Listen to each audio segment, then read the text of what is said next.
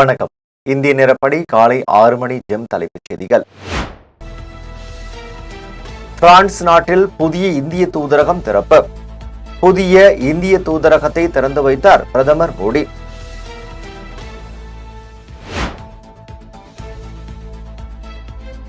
GST வரி விதிப்பு 3.5% குறைந்துள்ளதாக மத்திய நிதியமைச்சர் நிர்மலா சீதாராமன் தகவல். சராசரி வரி விதிப்பு 15.8% இருந்து 11.3% குறைந்துள்ளது என மாநிலங்களவையில் விளக்கம்.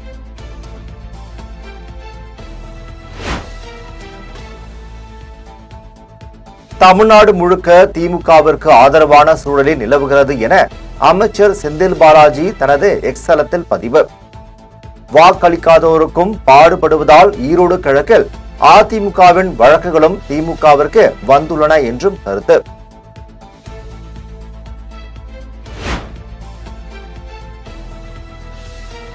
கர்நாடகாவில் புதுப்பிக்கத்தக்க எரிசக்தி, சுற்றுலா உள்ளிட்ட துறைகளில் மகிந்திரா குழுமம் 40,000 கோடி முதலீடு. பெங்களூருவில் நடைபெற்று வரும் உலக முதலீட்டாளர்கள் மாநாட்டில் ஆனந்த் மகிந்திரா அறிவிப்பு.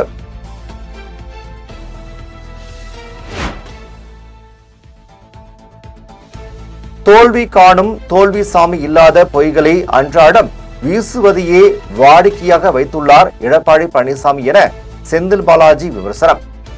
குரங்கு கையில் பூமாலையாய் தன் கைக்கு கிடைத்த கட்சியை சீரழித்து சின்ன பின்னமாக்கினார் இபிஎஸ் என்றும் விமர்சனம்.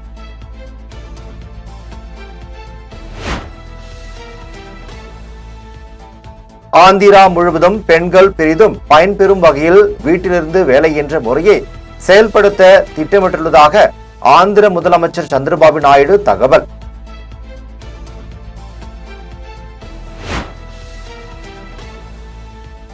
பாஜக தலைவராக தொடர முடியாது என்று எனக்கு தெரியும். ஆனால் தான் இங்கிருந்து செல்லும் போது அண்ணா அறிவாலயத்தில் உள்ள ஒவ்வொரு செங்கலையும் எடுக்காமல் விடமாட்டேன்.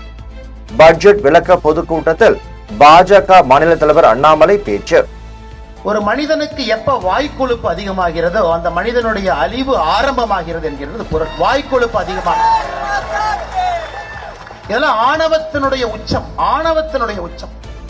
இன்னொரு கட்சியில யார் தலைவராக இருக்க வேண்டும் என்பதை இன்னொரு கட்சியில் இருக்கக்கூடிய ஒரு நபர் முடிவு பண்ணுவாங்க. ஏங்க, உங்க கட்சியில தான் துண்டை போட்டு நீங்க உங்களுக்கு அப்புறம் பையன், அதுக்கப்புறம் இன்ப நிதி, அதுக்கப்புறம் என்னமோ நிதின்னு வச்சிருக்கிறீங்க. இந்த கட்சியை பொறுத்தவரை அண்ணாமலை தொடர்ச்சியாக இருக்க மாட்டான். ஒரு தலைவருக்கு பின்பு ஒரு தலைவர், எல்லா தலைவரும் இணைந்து இந்த வேலையை செய்வதுதான் அந்த கட்சியினுடைய அடிப்படை பண்பு. ஆனா அண்ணாமலை இங்கேயே தான் இருப்பான். எப்ப வரைக்கும் இருப்பானா, அறிவாலயத்தில் இருக்கக்கூடிய ஒரு செங்கலையும் உருவி எடுக்கும் வரை இங்க இருப்பான். உருவி எடுக்கும் வரை. அதிமுக முன்னாள் அமைச்சர் செங்கோட்டையன் ஈரோட்டில் உள்ள தனது இல்லத்தில் ஆதரவாளர்களுடன் ஆலோசனை என தகவல். அதிமுக சின்னம் தொடர்பான வழக்கை தேர்தல் ஆணையம் விசாரிக்கலாம் என உயர்நீதிமன்றம் தீர்ப்பளித்த நிலையில் ஆலோசனை.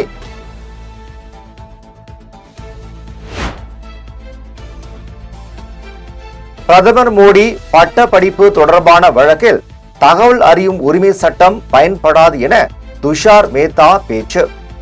பொதுநலம் இல்லாமல் தகவல் அறியும் உரிமை சட்டத்தின் கீழ் தனிப்பட்ட தகவல்களை தேட உரிமை இல்லை என்றும் கருத்து.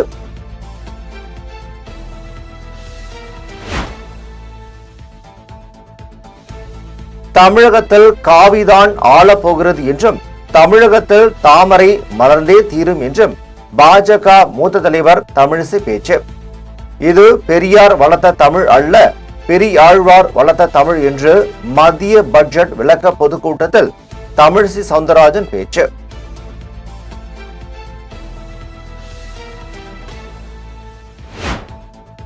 தாவேகா கட்சியில் இருப்பவர்கள் எல்லோருமே குழந்தைகள் தான்.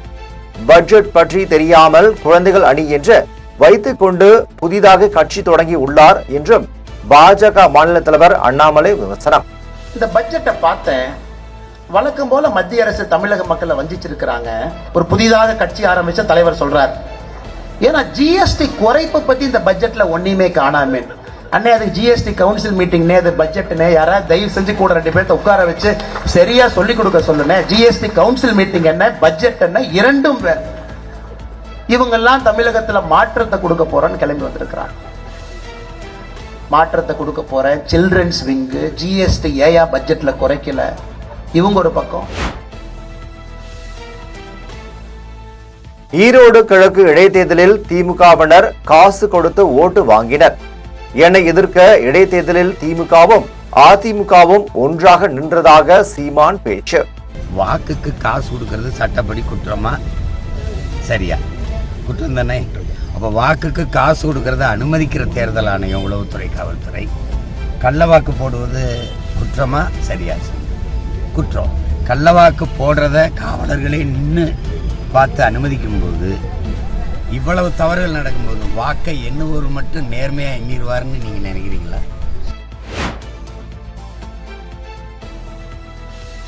சென்னை போரூர் மாநகராட்சி மருத்துவமனையில் மருத்துவர்கள் இல்லை என கஞ்சா கருப்பு கூறியது முற்றிலும் தவறானது. பிரச்சனையே மேலும் கிளறினால் கஞ்சா கருப்புக்கு தான் சிக்கல் என்றும் அமைச்சர் மா சுப்பிரமணியன் காட்டம்.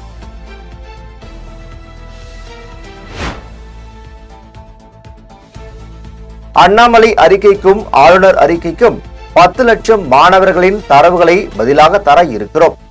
வெயிட் அண்ட் சி என்ற அமைச்சர் அன்பில் மகேஷ் சவால்.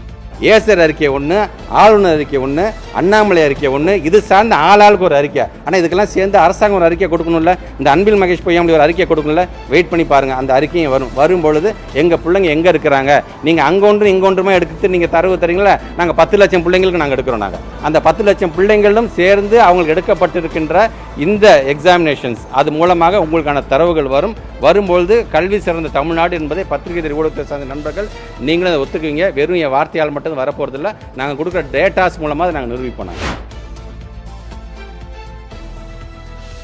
விருதுநகர் அருகே கன்னிசேரி புதூர் பட்டாசு ஆலையில் 5ஆம் தேதி ஏற்பட்ட வெடி விபத்தில் பலி எண்ணிக்கை 3ஆக உயர்வு.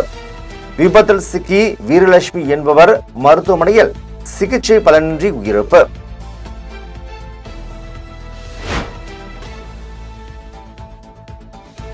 சாத்தூர் வட்டாட்சியர் உட்பட 7 அதிகாரிகள் பணியிட நீக்கம். விருதுநகர் மாவட்ட ஆட்சியர் உத்தரவு.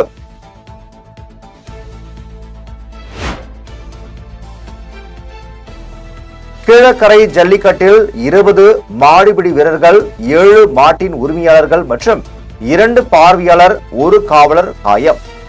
கீழக்கரை ஜல்லிக்கட்டு போட்டியில் காயமடைந்த 7 பேர் மேல் சிகிச்சைக்காக மருத்துவமனையில் அனுமதி.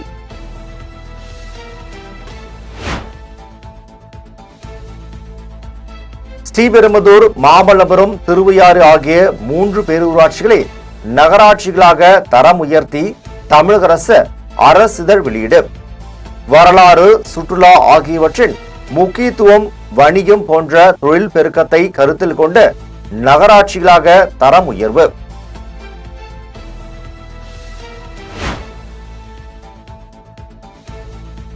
பள்ளிகளில் பாலியல் சார்ந்த துன்புறுத்தல்கள் தொல்லை இருந்தால் தெரிவிக்க வேண்டிய புகார் எண்கள் அறிவிப்பு.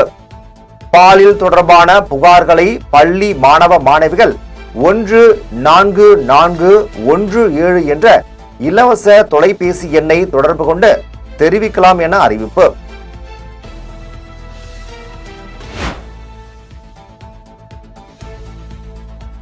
பாமாயில் விலை உயர்ந்ததன் காரணமாக இந்தியாவில் கடந்த 14 ஆண்டுகளில் இல்லாத அளவுக்கு இறக்குமதி குறைவு.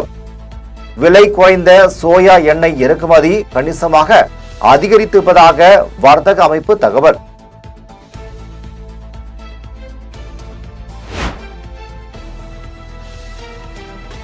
கோடை காலம் நெருங்கும் நிலையில் சென்னையில் அறிமுகமாகும் புதிய ஏசி கோச் ரயில் பெட்டிகள்.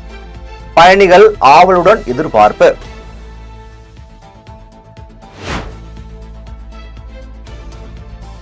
ஆந்திர மாநிலம் விஜயவாடாவில் உள்ள பறவைகள் கண்காட்சி மைதானத்தில் பயங்கர தீ விபத்து. தீ விபத்து ஏற்பட்டதை அடுத்து அங்கிருந்த பறவைகள், நெருப்பு கோழிகள் உடனடியாக பாதுகாப்பான இடத்திற்கு கொண்டு செல்லப்பட்டன.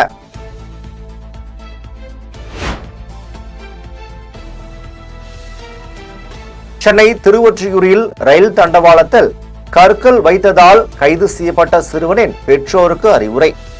விளையாட்டாக தண்டவாளத்தில் கற்கள் வைத்ததாக சிறுவன் கூறிய நிலையில் பெற்றோருக்கு நீதிபதி அறிவுரை.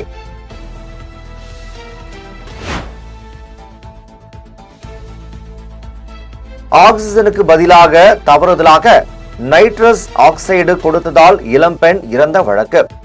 மருத்துவர் ரவீந்திரன் உள்ளிட்ட 6 பேர் தொடர்ந்த வழக்கை உயர்நீதிமன்ற கிளை தள்ளுபடி செய்தது.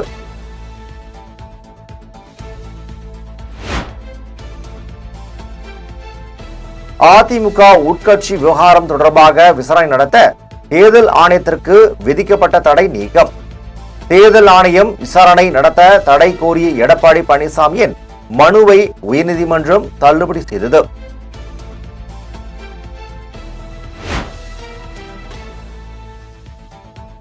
இந்தியா இங்கிலாந்து அணிகளுக்கு இடையே நடைபெறும் 3வது மற்றும் கடைசி ஒருநாள் போட்டி. 142 ரன்கள் வித்தியாசத்தில் இந்திய அணி அபார வெற்றி.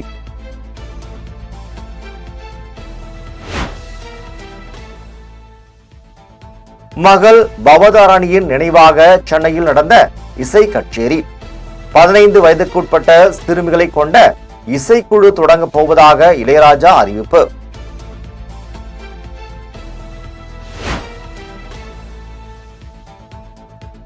ஜெய்பீம் நடிகை லிஜோ மோல் ஜோஸ் நடித்துள்ள ஜென்டில் உமன் திரைப்படத்தின் டீசர் வெளியானது.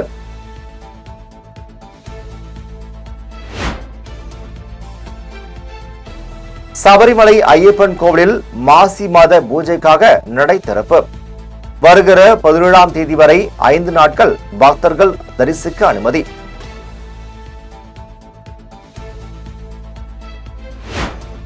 இத்துடன் ஜெம் செய்திகள் நிறைவடைகின்றன. மீண்டும் ஜெம் செய்திகள் காலை 8:30 மணிக்கு. உடனுக்குடன் செய்திகளை காண GemLive.tv என்ற இணையதளத்தில் இணைந்திருங்கள். நன்றி, வணக்கம்.